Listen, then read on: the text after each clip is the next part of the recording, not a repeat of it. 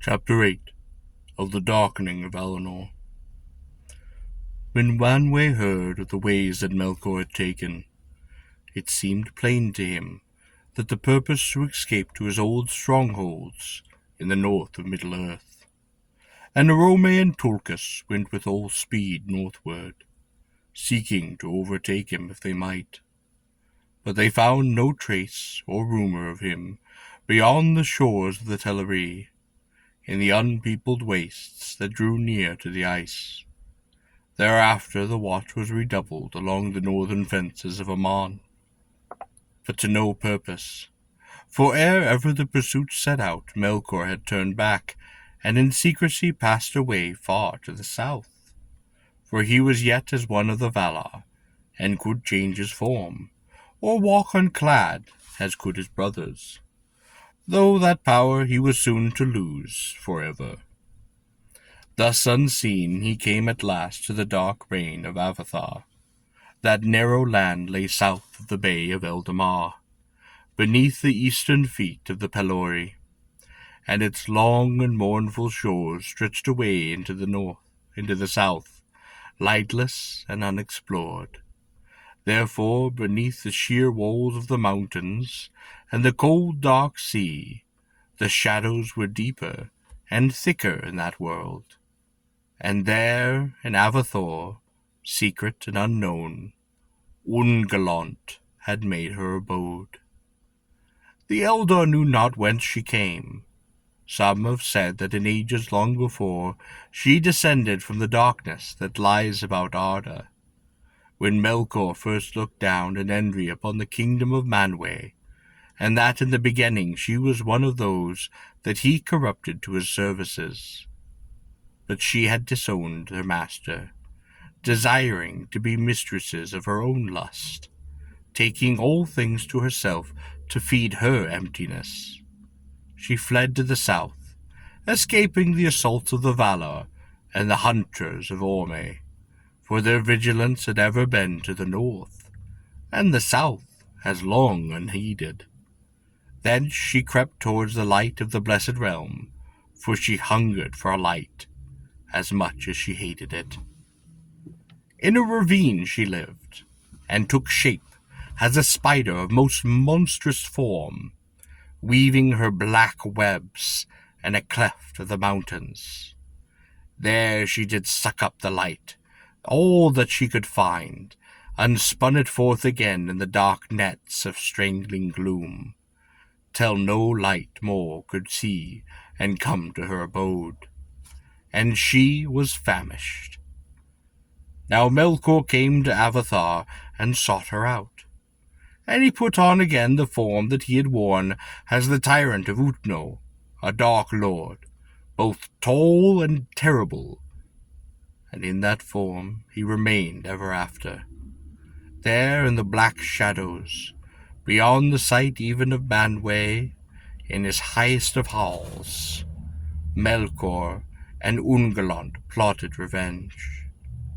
But when Ungoliant understood the purposes of Melkor, she was torn between lust and fear, for she was loath to dare the perils of Aman and the power of those dreadful lords. She would not stir from her hiding. Therefore Melkor said to her, "Do as I bid, and if thou hunger still when all is done, then I will give thee whatsoever thy lust may demand, yea, with both hands." Lightly he made his vow, as he ever did, and he laughed deep in his heart. Thus did the great thief set his lure for the lesser. A cloak of darkness she wove about them, and Melkor and Ungoliant sent forth, an unlight, in which themes seemed to be no more, and which eyes could not pierce, for it was void. Then suddenly she wrought her webs, rope by rope, from cleft to cleft, and from jutting rock to pinnacle of stone. Ever did she climb upwards, crawling and clinging, until at last she reached the very summit of Haemontir, the highest mountain in that region of the Lord, the south great of Tenqueti. There the Valar were not vigilant, For west of the Pelori was empty land and twilight, and eastward the mountains looked out, save for forgotten Avatar, only upon the dim waters of that pathless sea.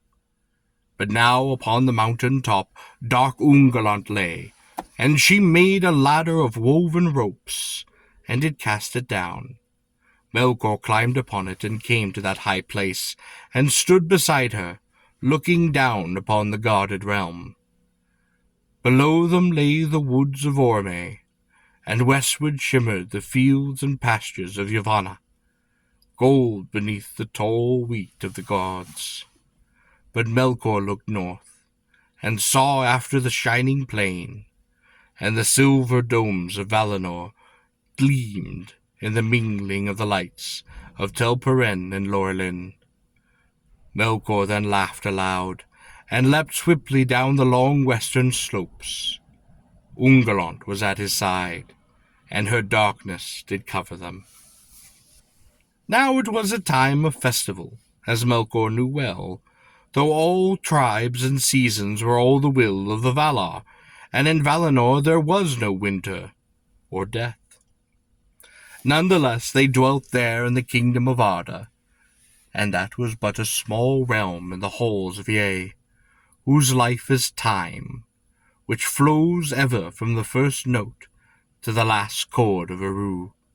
And even as it was then the delight of the Valar, as is told in the Annual of Indale, to clothe themselves in vestments in the forms of the children of Ilúvatar, so also did they eat and drink, and gather the fruits of Yavanna from the earth, which under the Eru they had made.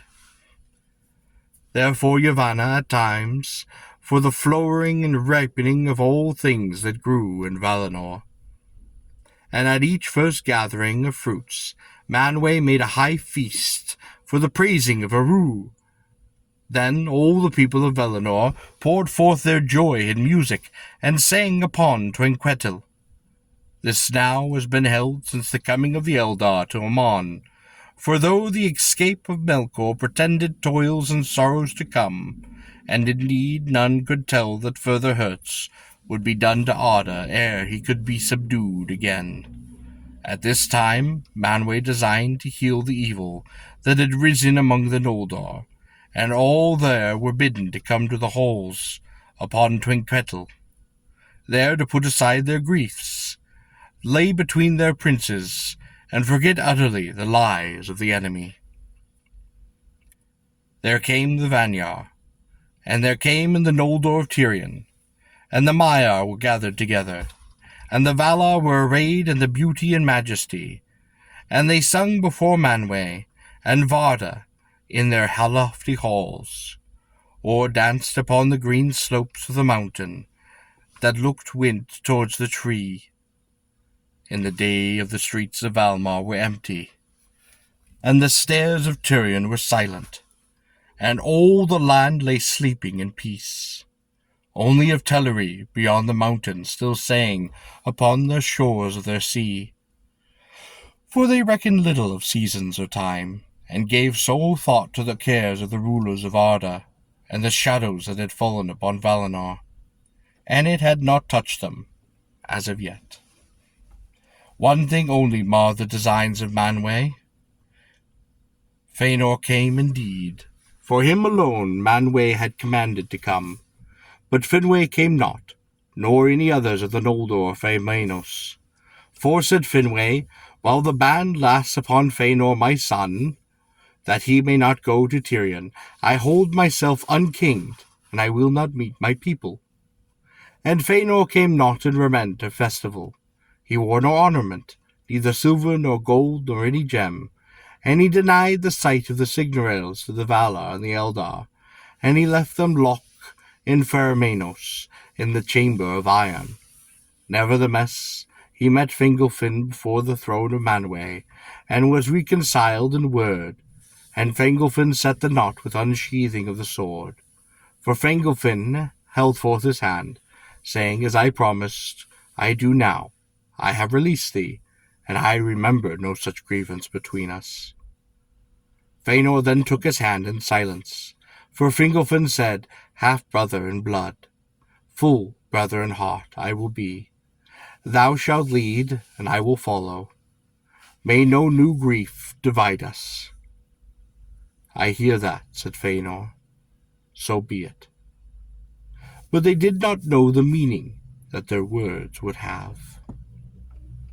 It is told that even as Fëanor and Fingolfin stood before Manwë, there came the mingling of the lights, when both trees were shining, and the silent city of Valinor was filled with a radiance of silver and of gold.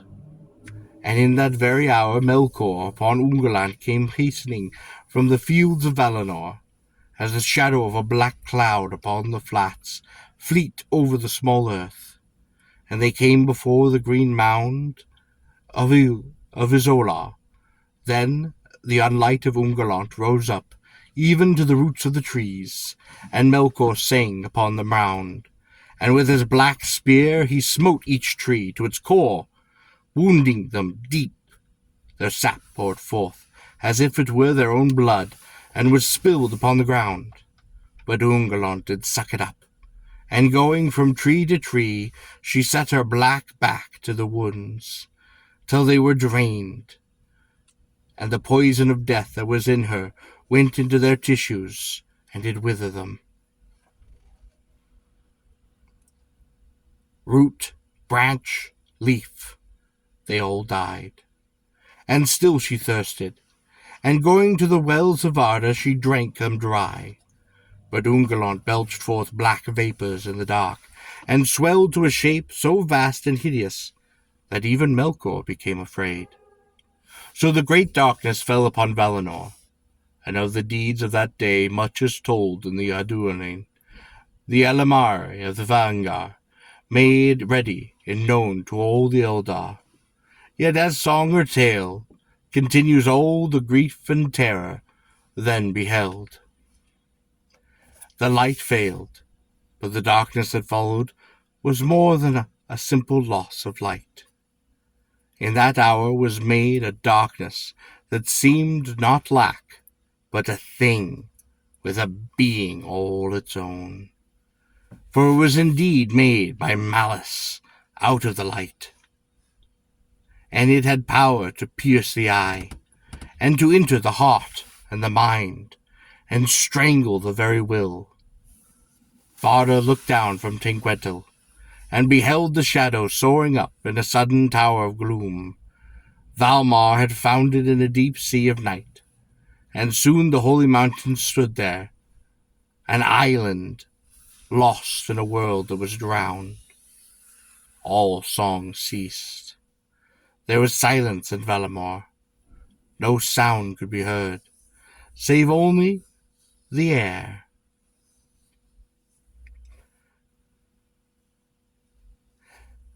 There came upon the wind, through the pass of the mountains, the wailing of the Teleri, like the cold cry of the gulls.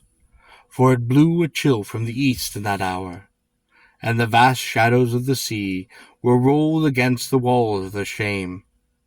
But Manwë, from his high seat, did look out, and his eyes alone pierced through that night, until they saw darkness beyond dark, which he could not perceive. But far away it was huge, and it moved now northward with great speed, and he knew that Melkor had come and gone. The pursuit then was begun, and the earth shook beneath the horses of the host of Orome, and the fire that was stricken from the hooves of Nahar was the first light that returned to Valinor. But soon as any came up with the cloud of Ungoliant, the riders of the Valar were blinded and dismayed, and they were scattered, and they knew not whither, and the sound of the Valinor faltered and faded, and Tulkas was one caught in a black net at night, and he stood powerless, and he beat the air in vain. But when the darkness had passed, it was too late. Melkor had gone whither he would, and would see him, and his vengeance was achieved.